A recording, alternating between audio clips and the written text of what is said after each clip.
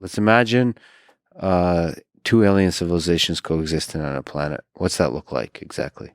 So I would say, I think I've got to get around your argument.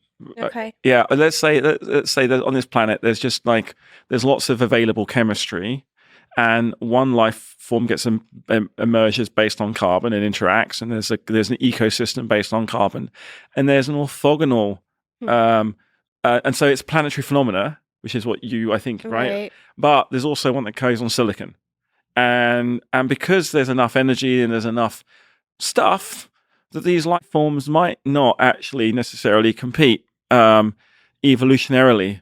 Yeah, but they would have to not interact at all because they're going to be co-constructing each other's causal chains. I think that's where you just got me. Yeah. So there's no overlap in terms of their causal chains, or very limited overlap. Yeah. So I think the only way I can get away with that is to say, right, life could emerge on a planet underneath. And okay, the lizard people under the crust of the earth. I think let's go.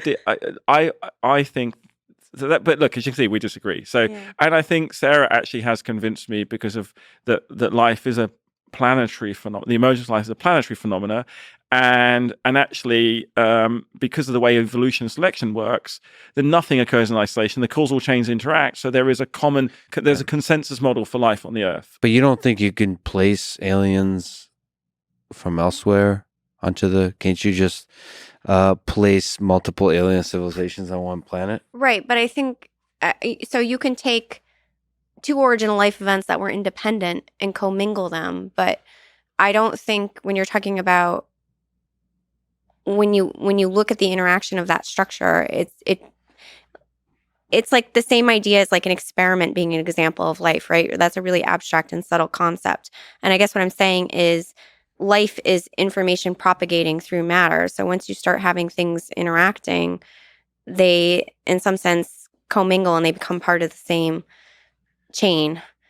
The commingling starts quickly. We proceed to commingle quickly. Right, no matter right. what. So you could say, so the question is then, the more interesting question is, are there two distinct origins events? And I still think that there's reasons that on a single planet you would have one origins event because of the timescales of cycling of geochemistry on a planet, and also the fact that I don't think that the origin of life happens in a pool and like radiates outward through evolutionary processes. I think it's a multi-scale phenomena. It happens at the level of individual molecules interacting, collections of molecules interacting, and entire planetary scale cycles.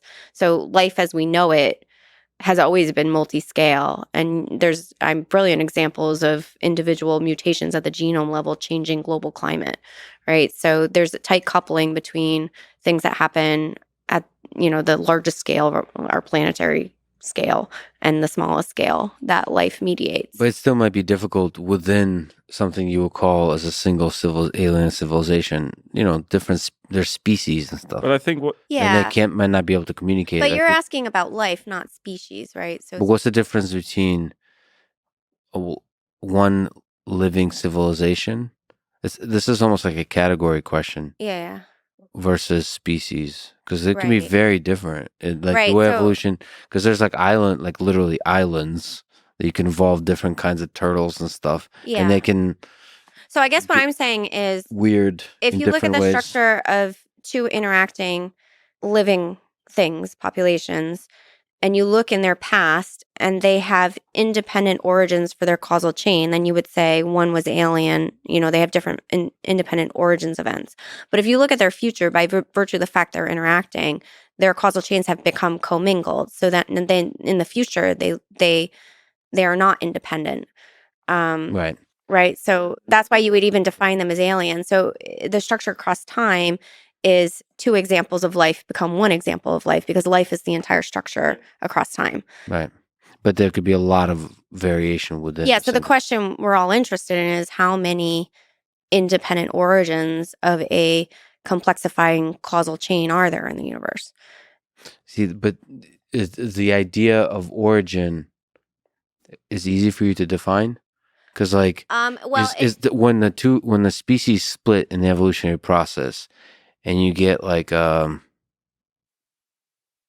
dolphin versus a human, or Neanderthal versus Homo sapien, isn't there? Let me make a distinction here quickly. So I think, so sorry to interrupt. What we're saying, I mean, Sarah, won that argument because I think she's right that once the causal chains interact and going forward. So we're talking about a number of things. Let's go all the way back before origin of life. Origin of life on Earth.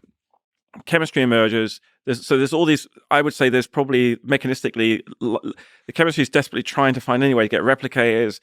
The ribosome kind of was really rubbish at the beginning, and it just competed, and you got better and better ribosome. Suddenly, that was the technology. The ribosome is the technology that allowed evolution to start. So why I interrupted you is say that once evolution has started using that technology, then you can speciate. And I was trying to, and I think what Sarah said was convinced me of, because I was like, no, we can have lots of different chemistry, shadow biosphere on Earth. And she's like, no. You have to have this, you have to get to this minimum evolutionary machine. And then when that occurs, speciation occurs. So exactly what you say, dolphins, humans, everything on Earth. But when you're looking at aliens or alien life, there's not going to be two different types of chemistry because they compete and interact and cooperate because the causal chains overlap. One might kill the other, one might combine with the other, and then you go on, and then you have this kind of this average. And sure, there might be respeciation. It might be you have two types of emerging chemistry. It almost looks like the origin of life on Earth required two different pre-life forms, the peptide world and the RNA world. Somehow they got together, and by combining, you got the ribosome. And that was the minimum competent entity for evolution.